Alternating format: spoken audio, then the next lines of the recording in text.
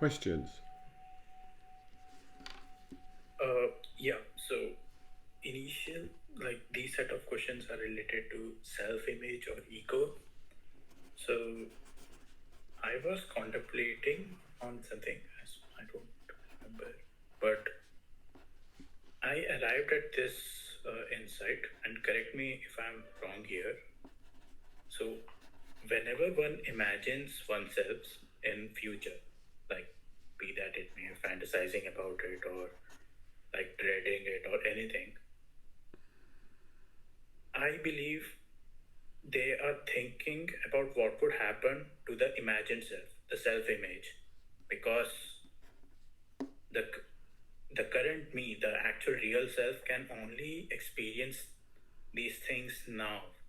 So whenever someone fantasizes, it's always about the self-image. Yep. What do you think about I that? think that's absolutely true. It doesn't go far enough, but it's true. I mean, as far as it goes. Got it.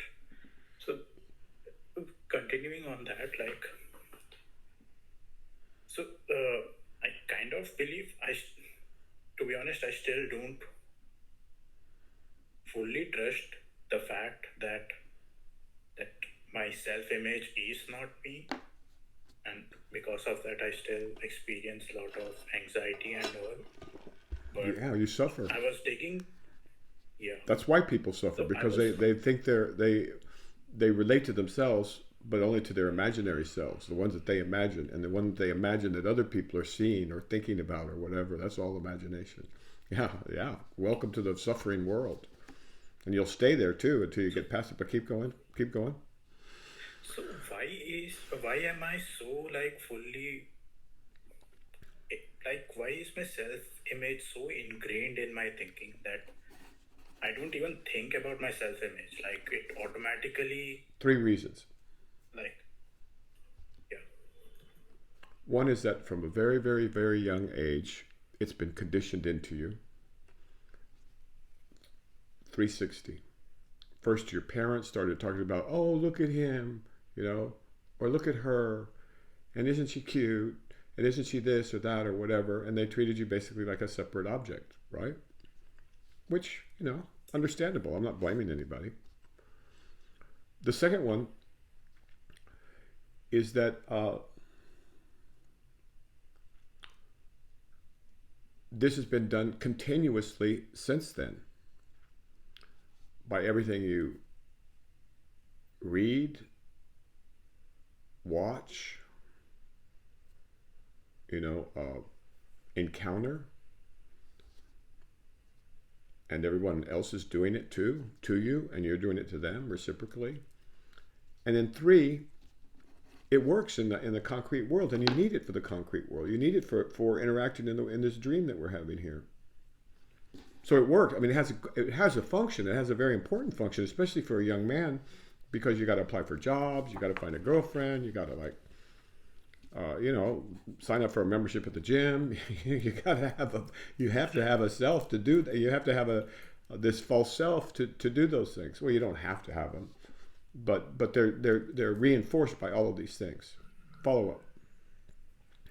yeah. So I was thinking, like, what if I'm fine with self-image not being, not accurately pointing to my true self, but what if it is it 90% like it accurate? How should I say it? Approximately recognize myself like 90% of me. So whenever like something bad happens to it in my mind, that would basically imply it would most probably happen to me as well in future. Okay, so Like what's the 90%. 90% stuff? Explain to me the 90% stuff. I don't get that. Yeah, so what I'm saying is my self image may not accurately represent my real self, It certainly does not. It has but nothing to do with it. Nothing whatsoever to do but with it. But go ahead. but it can represent some 90% or some percentage of it, right? A bit. No, no, no. It can't present any of it. Zero. Nada. But I still have, so Goose this egg. is kind of a belief. So But that's, what but do see, you that's a mean false by belief. I mean, do you believe in the Easter Bunny? Let's say you that? believed But in I the still Easter Bunny. do. All right, let's say you believed in the Easter Bunny or Santa Claus. Okay. Yeah, what can I say? You know, you believe in the Easter Bunny, you believe in Santa Claus. What am I supposed to do? You know, say, uh, the Easter Bunny is not real, son. You know, Santa Claus is not real. But if you still believe in it, there's not much anybody can do, right? But for these Santa Claus and all, there are like certain pointers in the real world that point that these are false. But with respect to There's a lot of there's a belief, lot of pointers that says he's real, right? If Santa Claus, you know, he brings presents. You see pictures of him everywhere. You know, you get radio broadcasts on the. We used to get this as kids. You know, Santa Claus is, you know, announcing the weather up at the North Pole, and you know, so there was a lot of reinforcement as kids to believe this. I mean, I would see pictures of Santa Claus and Mrs. Claus and reindeer and all this other stuff. I don't know if you see that. Have you ever seen that? Pictures of that? You have the same thing in India, I'm sure. I'm sure you have the same thing in India, right? Something like that. yeah, And kids believe it for a long time, right? And then they reach a certain age, some of them, and they go, no, you know something? This Santa Claus thing is a lie, or this Easter Bunny thing is a lie. These people have been lying to me all these years. They thought it was funny, you know, or it was cute or whatever, or fun. Who knows? I'm not judging Santa Claus or the Easter Bunny. Good God, no. But it's all made up. And so, what percentage of Santa Claus is real? Do you think 90% of Santa Claus is real, or 90% of the Easter Bunny is real? no, it's either real or not. Exactly. So this self-image that you're referring to is 100% false. 100%. Totalmente. But now that you mention it, that like people don't talk about Santa Claus after high school, After they grow up, they certainly don't. but the self-image keeps sticking up because it's needed in real life. So For we are reasons, just yeah, for reminded reasons of 2 that and 3 every that day. for reasons 2 and 3 that I described earlier. It's useful. Let's say we had Easter Bunny coins. Let's say that Federal Reserve was basically the Easter Bunny, and they printed Easter Bunny coins and Easter Bunny dollar bills.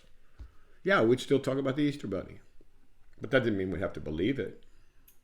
You can use it without believing in it.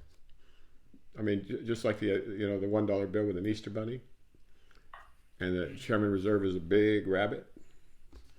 We could do that. It wouldn't affect anything. We could still trade, and we could still have conversation. We could still have hedge funds and ETFs with Easter Bunny money. You could still do it, even though you know it's false, right? Yeah, You might as well have Easter Bunny money at this point. Okay, keep going. Keep going. yeah, I still like, I can kind of understand it as an idea, but I can't still grasp it as a fact. As what is a fact? Your self-image is fact not a that- fact. It's not a fact at all.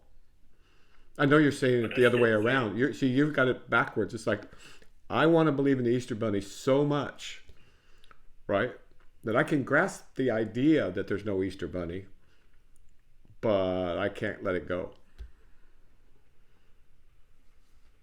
Do you see what you're doing? I mean, you're saying spell it out so we have it very, very clear. Spell it out.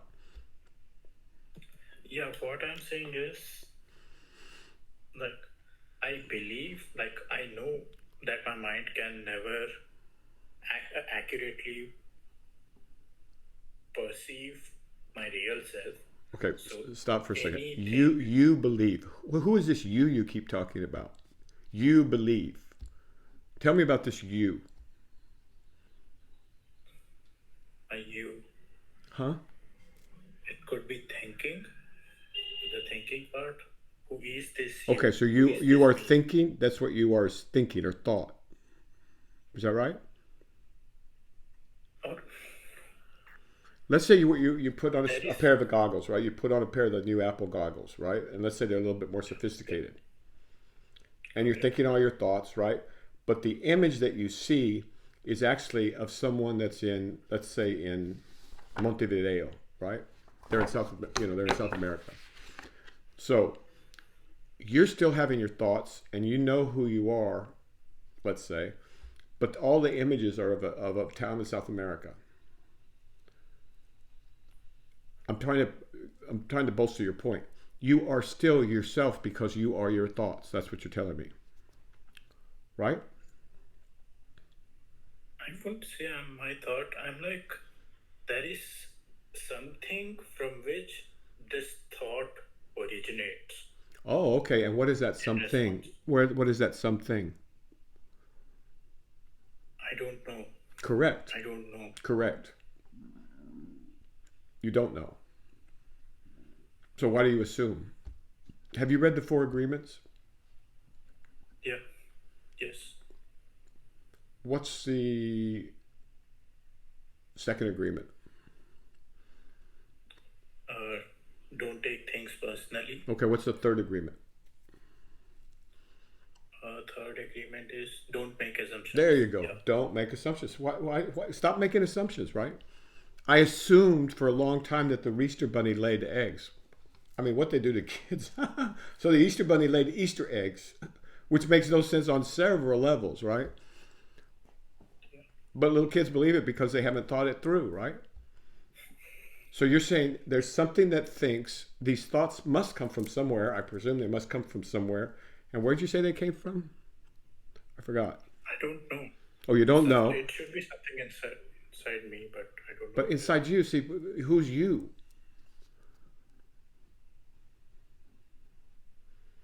You're going around in a circle.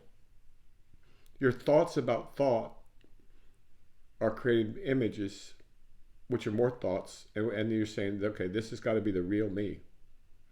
All these thoughts have got to be the real me. So the thing I observed, whenever I missed the third point. Go ahead. So whenever I try to do this thinking, right, inquiry about who am I, Mm-hmm. I always reach this point and I don't know how to go about it. Which point? Although, like, at the point where when I ask if I'm not my body because my cells keep changing every day, every second. Very so good. How can I be my body at all? The shape of Theseus problem. Excellent. Good, good, good. I am just some concept. Good. Like when you can say this is my ship, although everything's replaced, yet you name it, say that it's your ship again. But that's one reason, but we can do other ones with VR, virtual reality and things like that. But you could swap everything out, right? That's another reason. Yeah. With machines Yeah. soon. Okay, and then what's the second reason? Yeah. So I'm not my body. Then am I my thought? And now Great I question. realize, like, Go. am I my thought? I still have this weird thing that maybe I am my thought, and the thoughts that I think arise from this super thought, the base thought on which new thoughts arise. Say that again. This is like kind of a computer science terminology, like virtual machines kind of thing. Uh-huh. Like you can simulate a computer. You could simulate a computer. That is running on a real hardware machine. Okay, that's running on a real hardware machine. Okay, and then what is that computer really? It's simulated computer that Okay. people can use. So like single hardware computer. Okay, hold that image. Yeah, Hold that image. All right. So, are you saying that you could be a simulation?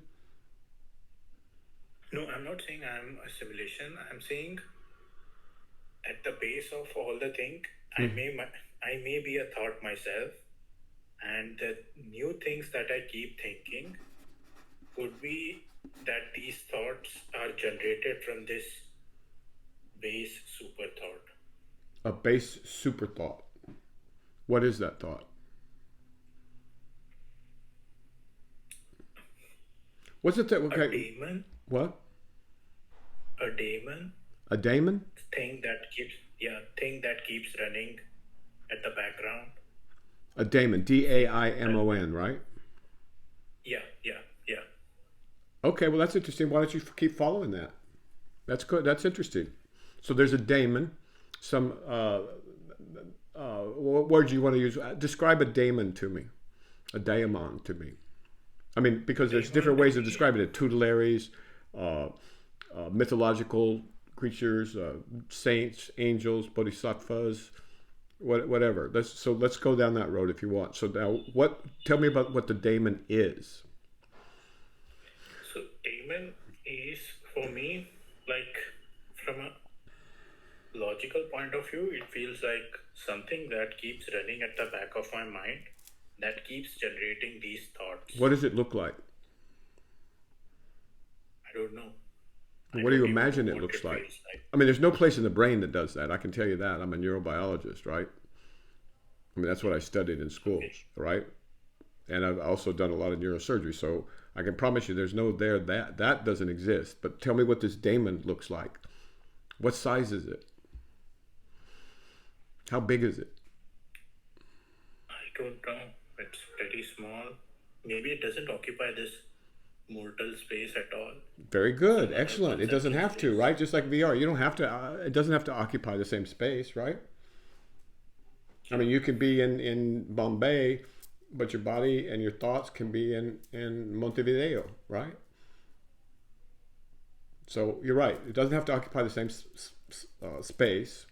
But tell me more about this operating system. It's an operating system, right? Or is it something else? Yes. It's the operating system, right? Yeah. Okay. Tell me more about it. Because it'll fall apart. Is my point. You're going to get to that. You're going to need to get to the base substrate, right? And where does the Damien's consciousness come from, and where do the Damien's thoughts come from? Right? Because you're a rational man.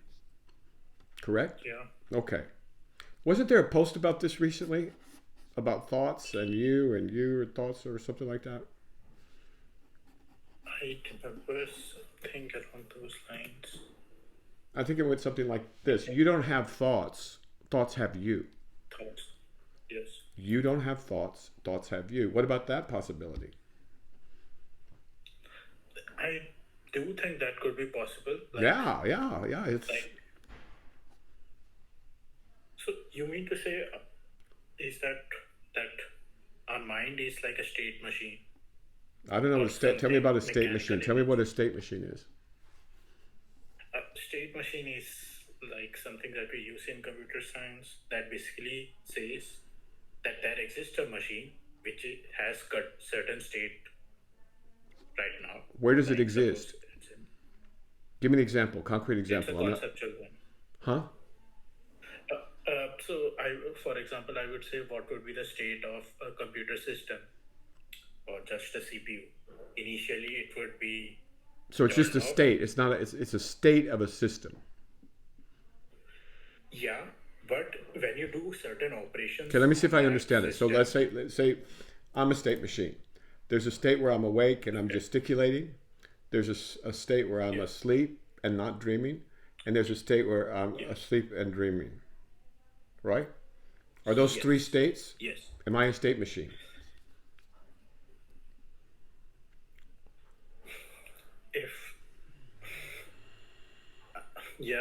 Okay. I don't know. You don't know if I'm a state machine? Come on, man. With that definitions, yes, I would say. But Well, give me the computer definition. So where is this machine located that you're telling me about? It's a conceptual machine. It's a concept. It's a thought, right? It's a concept. Yes. Okay. Yeah. Okay. Now, what if I told you you're a concept? Would that be insulting? I'm joking. What if I said you're a concept? In a sense. That you're a concept in thought, and thoughts have you. You don't have thoughts. Thoughts have you. Would that upset you? Excuse me one moment. Okay? Yeah. Forgive me. Yes. Uh-oh. Yep.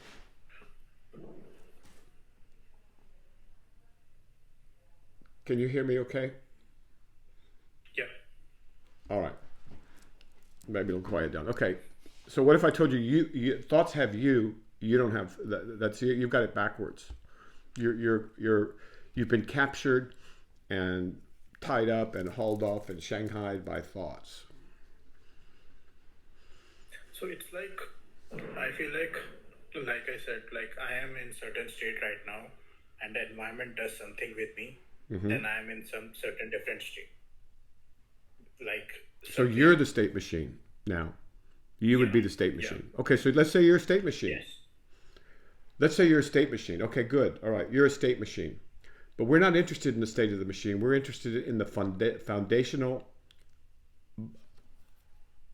machine that's generating the operating system. All right? I want to know about the hardware. Yeah.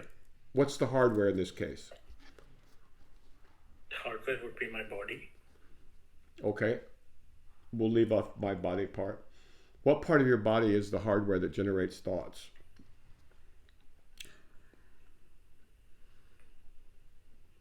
I guess my brain.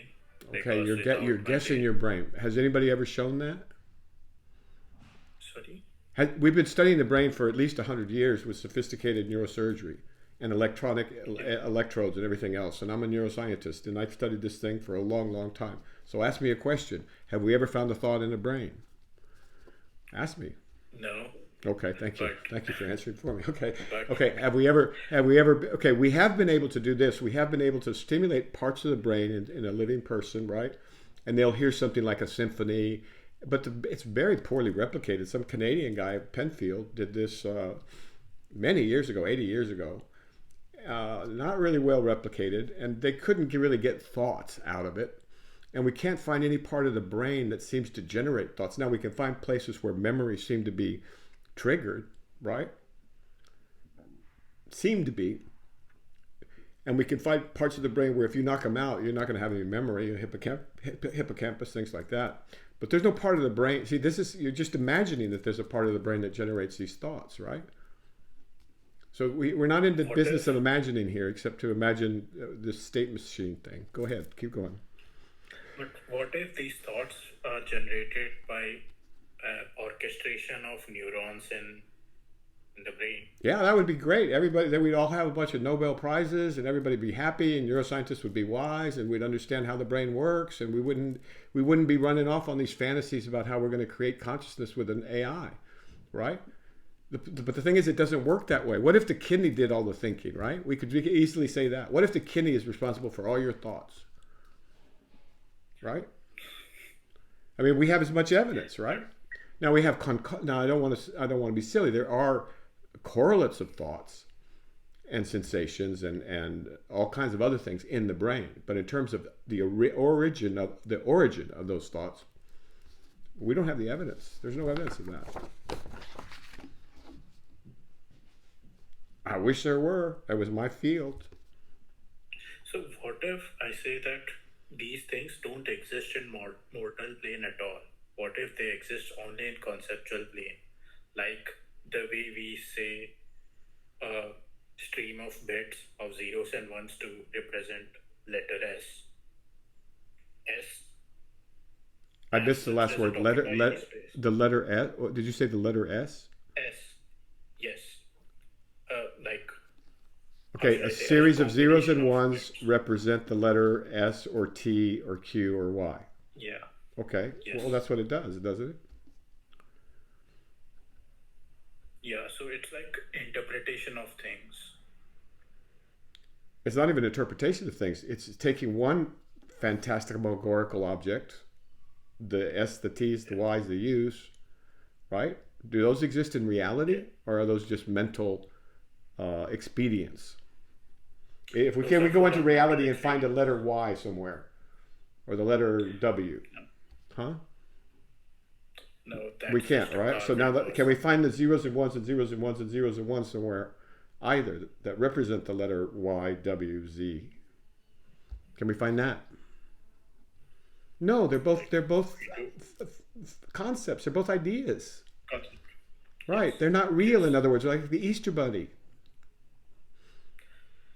So where do these non-real things reside? Where do these conceptual things You tell reside? me. You're the one who's telling me they're real. If not real, they don't have to reside anywhere, right?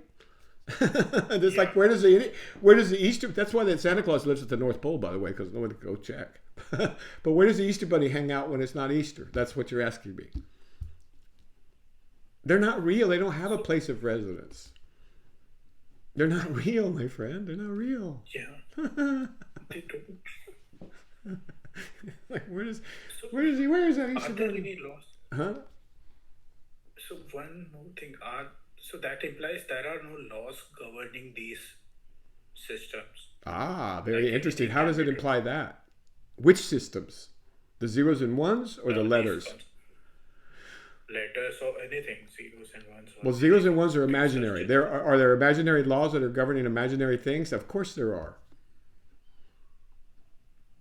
But you could use the Greek alphabet, and then where's the W, the Y, and the T? You know, or you could use the Aztec alphabet, and then what happens, right? What are the laws? There are imaginary laws governing imaginary things. Yes, there most certainly is. But I don't think that's what you're talking about. You want to talk about something else, I hope. What is it? I was just going to say, like, we can have any idea of what we want, right? Because there is no Yes. real. You can have an idea of yourself laws. as a successful, happy, peaceful, wise, generous, and patient man. Or you can have an idea of yourself as a failure. Nobody loves me. I'll never get anywhere. I'm weak and I'm impatient and I'm impulsive and I got ADHD and, I'll never succeed. I'll fail at everything. You can have that image too. They're equally false. But one is more fun, right? One is a lot more fun in this world, right? But they're both arbitrary. They're both arbitrary and capricious. But is there a bridge between these two things at all? Or may not be? Between what and what? Between these conceptual things and the real reality that we live in. How could there be a bridge? Yeah, because there are no laws governing these things. Which things? Conceptual things, non-real, imaginary. All right, now you're talking like a computer scientist. I like it, but I don't understand it. But I can tell you there you can have any rules you want in fantasy land. You can say the Easter Bunny cannot come out on Wednesdays, and the Easter Bunny cannot do orange and white eggs. Those are all rules, and those are rules in imaginary land. And you can do the same thing with letters, and you can do the same thing with numbers. And you can do it till the cows come home. It doesn't matter. And people have. You can invent entirely new systems. All imagination. So It's really quite fantastic and fun when you think about it. Would you want it any other way? I think it's pretty cool. it is. So whatever I think is true or false doesn't matter because No, it matters because you're dealing in a world full of other people that believe things are true or false. If you believe the Easter Bunny is the one true God, and you go and you want to give your 50% of your salary to the Easter Bunny, you're probably not going to have a lot of company, right? So it does matter whether you believe in the Easter Bunny or not. Do you see what I'm saying? I mean, no one says go silly here. No one says, just like imagine that no one else has any imagination. I don't know how to say that, but you know what I'm saying. yeah. Don't go nihilist either. That happens too. People go, oh, well, nothing matters, nothing, etc. But they're leaving one thing out. You know what they're leaving out? You know what they're leaving out? What it means to be alive? No, They're leaving out reality. Honestly. They're leaving out reality. We do have reality here too.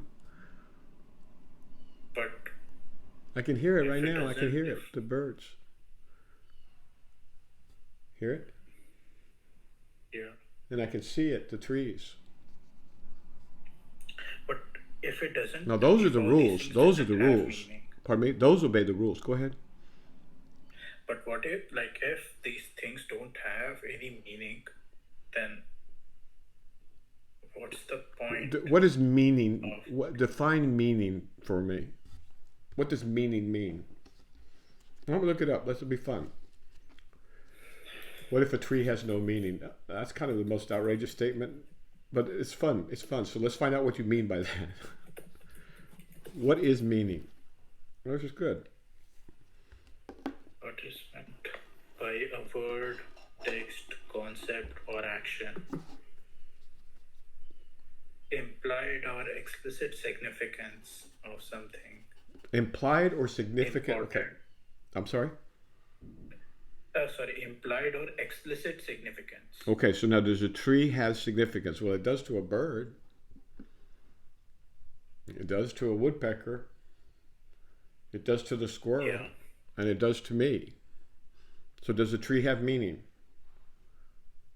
Yes, that one's fine. Check. Next meaning. Next meaning of meaning. Now, do you have significance? Do you, human who's depressed, who feels worthless, who's full of guilt and shame because your ego's so big that that's all you can think about, do you have significance? Who knows what you're going to say? No. But by your guilt and by your egoic, preoccupation, self-preoccupation, you definitely have implied significance to yourself, right? And that's why you suffer. Keep going. I'm sorry, I went off. Let's go to the second meaning of meaning. That's interesting. What's interesting? Yeah, I was just going to point out that for a nihilist, that life doesn't have meaning. What they mean is they don't have meaning to themselves. There you go. Yeah. Very good. Very good. And it's a horrible state to be in. It's a terrible state. It's one of the worst. I know I've dealt with 65-year-old men. They come in, they've spent their whole life working for some company that doesn't care about them, doing something that doesn't matter, making money that's been inflated and nobody cares about it anyway, and their family doesn't care and they don't care about them and nobody loves anybody or anything like that. And they come to the end of their lives and they go, help me, doctor. And you go, what? There's no treatment for a wasted life, sir. There's no treatment for that.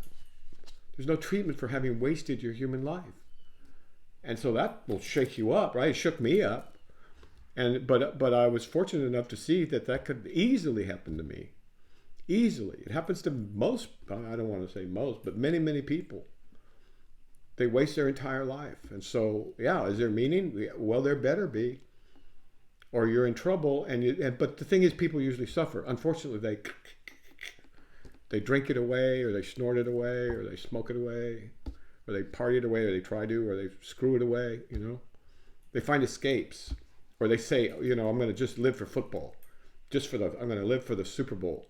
Now, I love watching football, especially good football. But it can't be your whole life, right? Yeah. I mean, it doesn't work. What are you going to do in the off season? Watch basketball.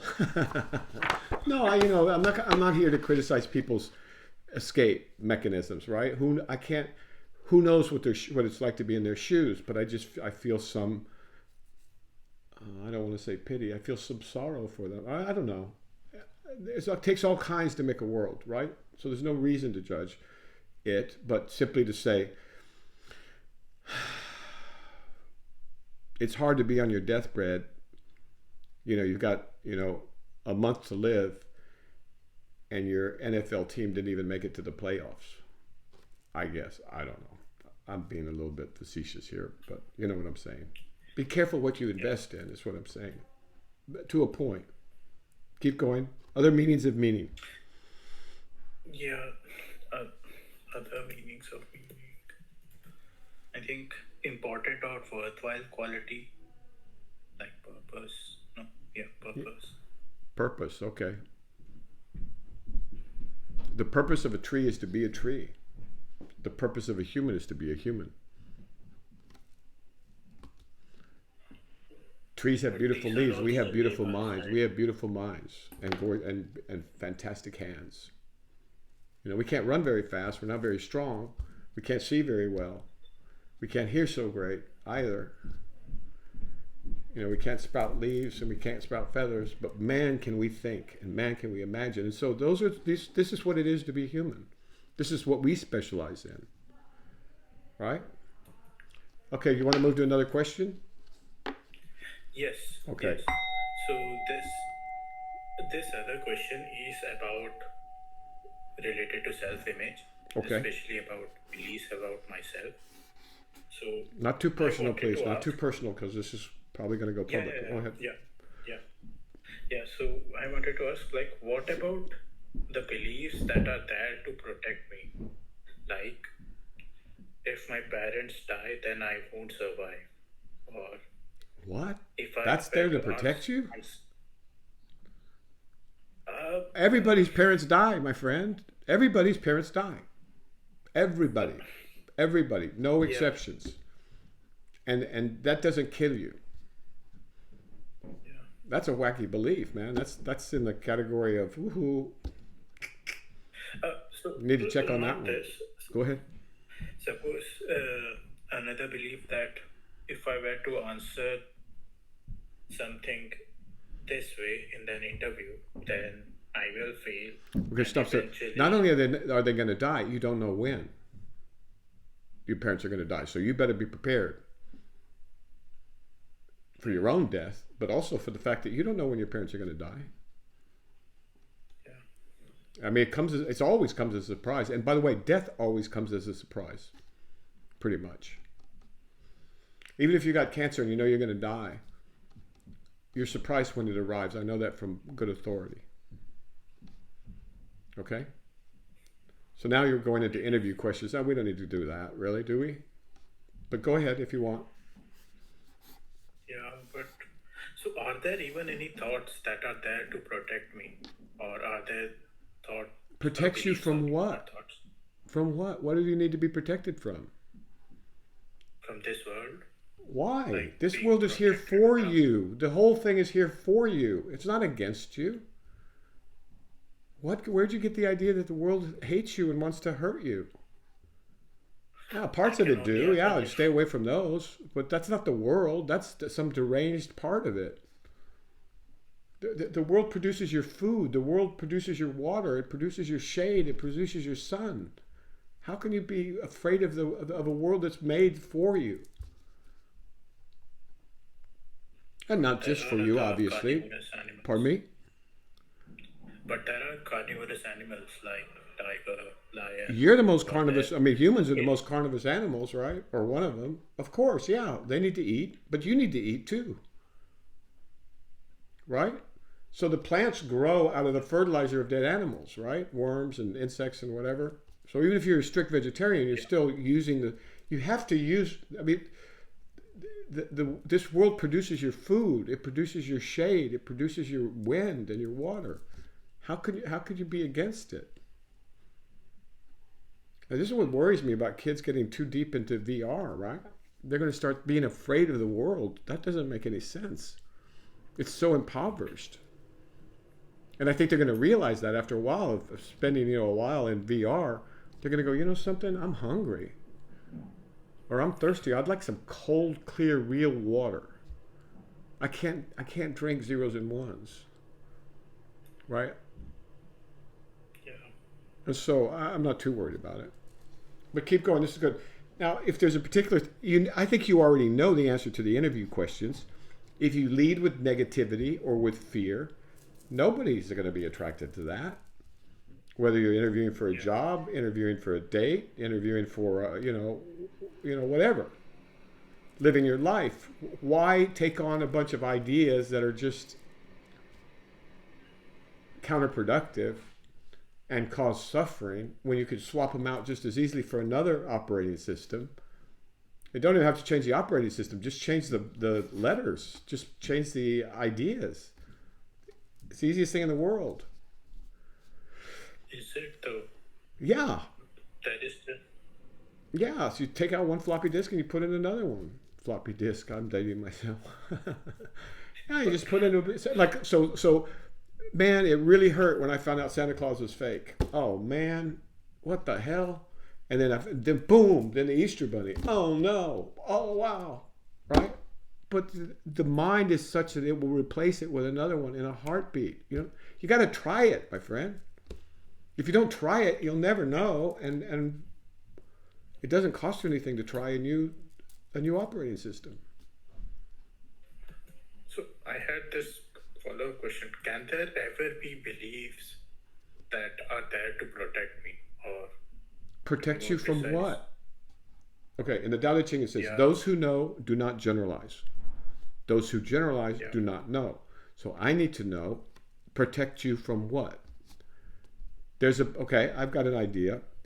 There's a belief that you should wear a seatbelt because if you don't and you get hit by another car, you're more likely to yeah, smash your face on the windshield. Is that what you mean? yes, So that's the answer to yeah. your question. What I Yes, mean. there are. But wait, that's not a belief about me. That's just a fact. Well, it's not a. Okay, all right, go ahead. So give me, then now you give me your example then because I messed up. I didn't get it right. So give me the example you're thinking of. Let me think about You it. want a belief to protect you.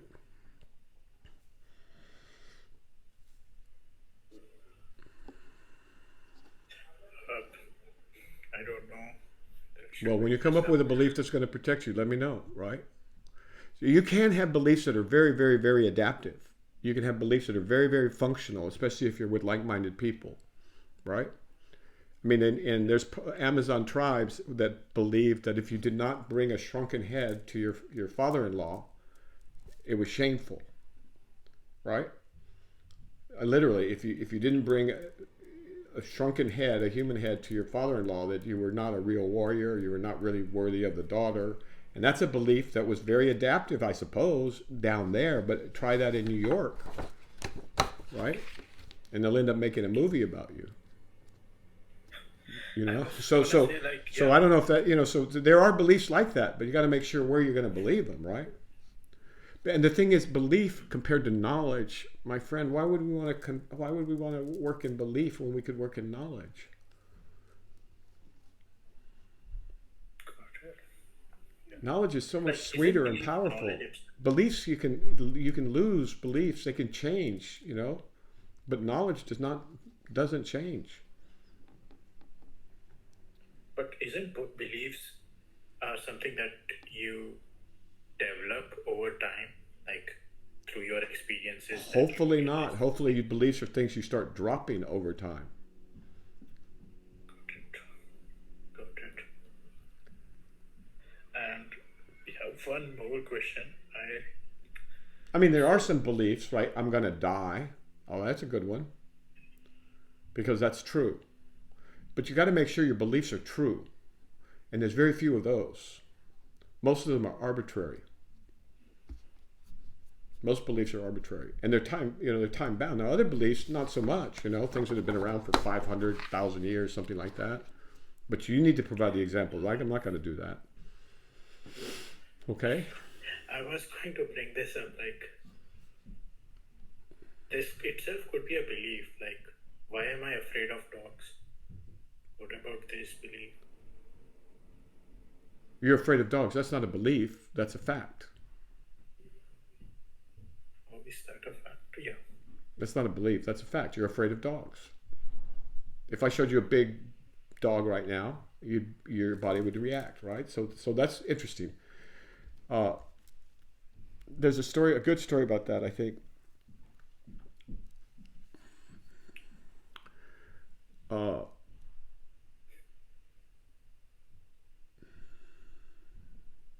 but I'll forego it because we're out of time today, right? But okay, basically, the fear of dogs can be caught from the mother. There's an elaborate story.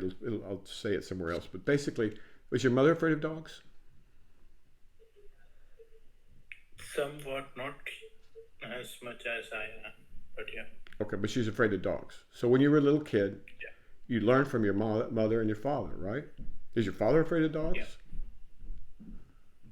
Is your No, father?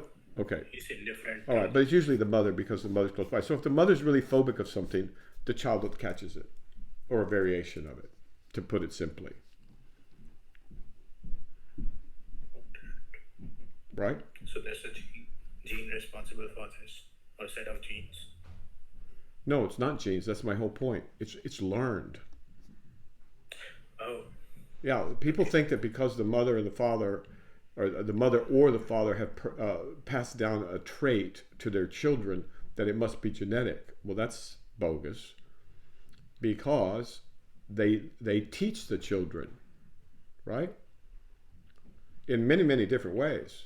So they teach the children to be afraid of Christians. I mean, to be afraid of Christians. Well, some people do teach people to be afraid of Christians or Jews or Muslims. That's a horrible, horrible thing to teach a child. It's ignorant, and it's a terrible thing to do to a child. But people do that in the name of their beliefs, right? That Muslims are evil, or Christians are evil, or Jews are evil, or Hindus are evil.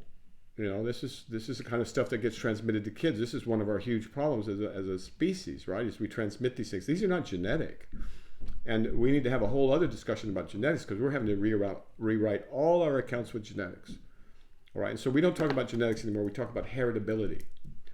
And things can be inherited in different ways. And those are great, great questions, because you can understand yourself and your mind and the things you believe in, which, I mean, like, nobody believes in the Easter Bunny, to my knowledge. Very few people in India believe in the Easter Bunny. Am I not correct? You would be correct. Okay, so what does that tell us about the Easter Bunny? And we can go through every belief like that. We can go through every belief and just think about it. That's our job as humans, to think about it, right? Yeah. Right? And so, now, what if the belief in the Easter Bunny was very, very valuable and useful, and it could be used for trade, or it could be used for communication, like the letter zero, right? Or not the letter, the number zero. Who invented the zero, by the way? Yes. Who invented the zero? I think I've heard Aryabhatta, but I don't. Who? I haven't looked deeper into it. Aryabhatta, but I haven't looked deeper Aryabhatta? into it. Whether, yeah. Who's that? I'm not, some ancient. Okay. Mathematicians. All right. So belief in zero, the number, is very useful. Yeah. And so that will get adopted around the world. I hope. I don't know if I hope, but it seems to make sense, right? So we have to examine our beliefs. At least we can do that. If we can't examine, like Krishnamurti says, to examine the entire structure of thought, the entire nature of thought. He says to look at it, just look at what we're talking about here. It's nuts. Yeah. But it can also be sublime. I'm going to add that part. But we have to think about thinking. We have to learn about learning. This is the new world. So we learn about learning. We think about thinking, and the machines, I believe, are going to have to force the issue of reality, right? And that can only be good for this enterprise, the one of finding truth, because truth is only in reality. It's not an imagination. And it's not arbitrary, and it's not capricious. And it's not based on belief. That's the point. It's not a belief. It's reality. Okay? Anything else before we stop, sir? No. All right. Good question, sir. Yeah. Are you sure there's nothing else? I was going to bring that up, but it might take some time. So. Well, let's do a quick peek at it. What is it? So the question is how to not contrive when there are goals to achieve. Very good. If your goal is to getting promoted or something, how to not contrive in these cases. Okay.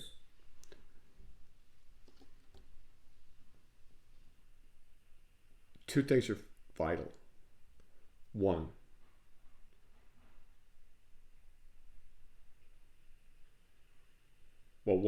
there in order. Okay, there's two ways. What I'm trying to figure out is a way to present them. There's actually only one thing that's vital, and that is to not be an imposter, not be a fake, not be a fake person, not try and game whatever. Just be who you are. Completely, 100%. Be authentic is the word I'm looking for. Authentic people don't contrive. They don't need to. And then the second part, which is so that's the good news. All you have to do is actually be who you really are, and people respond to that because it's rare. It's rare to find an authentic person. Somebody's not like, oh, how am I going to game this? How do I show them I'm smart, right? How do I show them I'm really clever? How do I show them I'm a real steal or something like that? Just be real, right? Don't try and manipulate anything. Don't contrive. To contrive is fatal, right? Maybe not in the short term, but in the intermediate and long term, it is. But to the second part, that's the good news. The other part is you have to improve yourself too. You have to grow, as appropriate to your age and stage and developmental, level or whatever. You got to keep growing. You got to keep learning. And then everything will work out. Right? Like I was gonna bring that up. Like if I were to be myself, then what if technically I'm not a really good person myself? But the second point basically says to. Well, then you're applying for the wrong job. You should apply to be a car thief. You should apply to be a financier. You should apply to a bank. They'll love you. What are you talking about? So that means that's a mismatch, right? Mismatch, yeah. Apologies to bankers, okay? All right, sir? All right. Yes. Take care. Okay. Bye-bye.